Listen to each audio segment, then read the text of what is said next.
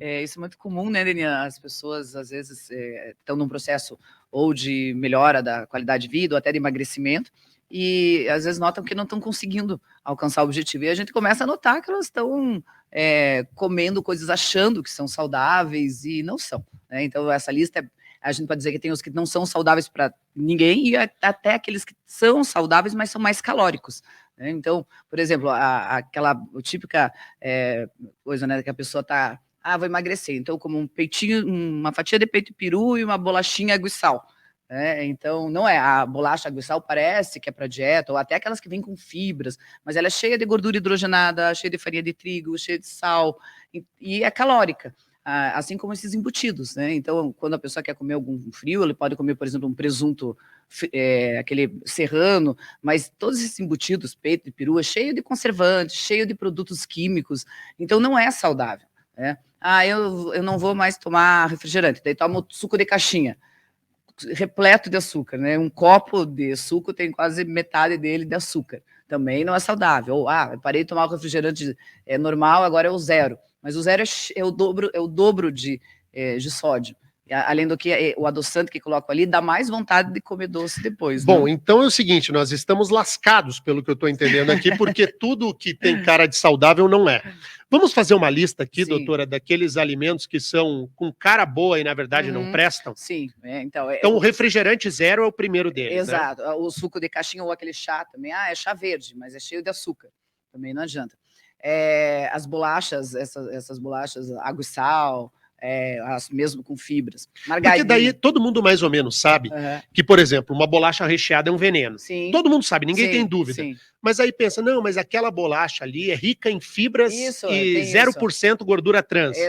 Mas, na verdade, essa bolacha não é positiva também. E ela, assim, ela é calórica, ela é cheia de farinha de trigo, que aumenta a inflamação por causa do glúten, e também na composição ela tem a gordura hidrogenada. Por exemplo, aquela bolacha água e sal é cheia disso, né? Aí ela passa uma margarina em cima. A gente hoje sabe que a margarina é muito menos saudável do que a própria manteiga, né, do que um azeite de oliva, quando a pessoa passa no pãozinho. Então, a margarina também é um falso saudável. Entre comer uma fatia de pão com margarina e uma fatia de pão com manteiga, o que é mais saudável? Com certeza a manteiga, né? A manteiga ela não é industrializada, ela tem calorias, mas entre um e outra, com certeza a manteiga, as gorduras animais são melhores nesse caso. Outra coisa são as barrinhas de cereais, isso é bem comum. Eu comi uma barrinha de cereal na hora no intervalo da manhã. Tem barras de cereais que são só prensadas, realmente, as nuts, mas tem muitas, a maioria, ela é prensada naquele açúcar, como se fosse aquele xarope, né, aquele xarope de glicose, e aquilo é extremamente calórico. Então a pessoa acha, eu tô comendo uma coisinha bem saudável entre uma refeição e outra, e aí às vezes ela come 3, 4 por dia.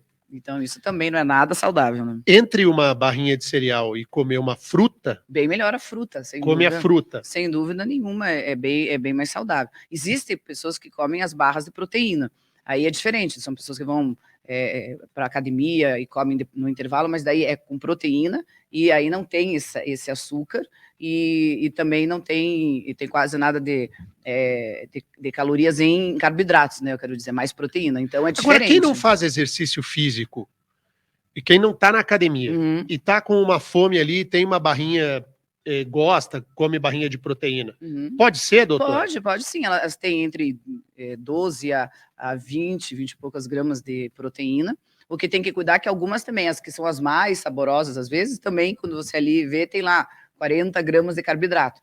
Mas tem as que tem bastante proteína e menos carboidrato, mas é bem melhor do que a barrinha de cereal prensada, né? Aí outra coisa que daí entram mais nos que até são saudáveis, mas são calóricos.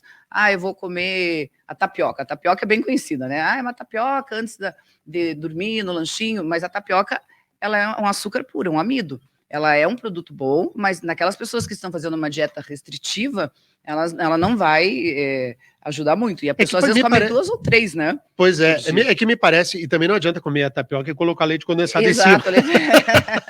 Exato, coco ralado e leite condensado, fica bem gostoso. É que me parece que tem uma comparação entre a tapioca e o pão francês. Sim, né? Sim, é isso. Entre comer uma tapioca e um pão francês, o que é melhor, doutor? Eu sugiro a tapioca porque não tem a farinha de trigo, né? Mas em número de calorias, às vezes elas são muito parecidas. Outra coisa também, que é saudável, é bom o açaí, mas daí vamos lembrar que ele é calórico e a pessoa toma um pote de 1 litro e coloca leitinho em cima, leite condensado, daí não adianta, né? Aí não tá sendo saudável, né? Agora, a questão do pão. O sujeito vai lá comprar um pão no supermercado, aí eu sei que a doutora já falou outras vezes aqui, é defensora do pão sem glúten, né? Sim. Mas pensando o pão mesmo. Daí chega lá, tem o pão com 12 fibras, com 7 não sei o quê, o pão integral, pão isso, pão aquilo. Tem diferença de um pão para o outro? Tem, porque, por exemplo, aqueles pães que são brancos, só com a farinha, eles são muitas vezes mais calóricos e eles são mais prejudiciais. Se a pessoa escolhe um pão, por exemplo, de fermentação natural, é bom. Um pão que tenha mais fibras vai ajudar no intestino e vai ajudar a que aquele índice de glicose, né, o índice glicêmico não seja tão alto, então vai facilitar para a pessoa.